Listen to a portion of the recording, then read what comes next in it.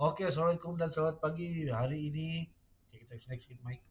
Oke, hari ini saya akan bertemu lagi dengan saya di dalam tutorial how to clear temporary file. Oke guys, so with no further ado, jom kita saksikan. Very simple, kamu orang pun boleh buat sendiri guys, tiada masalah. Oke, so kita try ya. Kenapa kita kena clear temporary file? Nanti saya akan tunjuk. Sebab dia, kalau kamu terlalu lama guna PC, setiap kali kita buat tugasan dia akan buat temporary file. Jadi temporary file ni dia semakin hari akan bertambah, dia akan jadi junk ataupun jadi sampah. So dia try lah guys, sangat penting untuk kita clearkan temporary file ini. Oke, jom.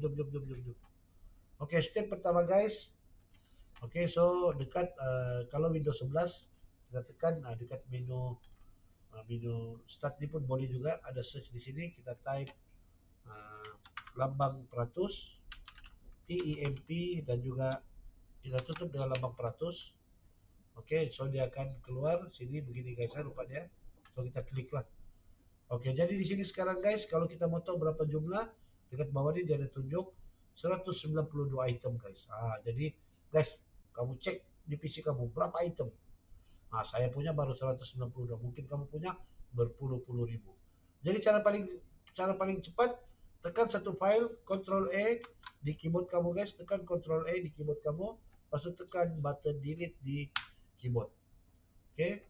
Jadi mana-mana yang tidak dapat sebab dia masih digunakan lagi guys, tekan do this for all item and then skip.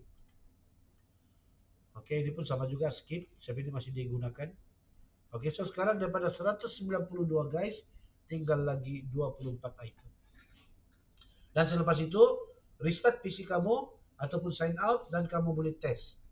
Sepatutnya akan ada perubahan sedikit di komputer kamu, di mana komputer kamu akan beroperasi dengan lebih pantas daripada sebelum ini. Banyak tuh guys, 190 lebih tuh guys. Nah, apalagi kalau yang puluh-puluh ribu kan. Oke, kita jumpa lagi di tutorial yang seterusnya. Bye-bye. Jangan biarkan diri Anda diselubungi misteri.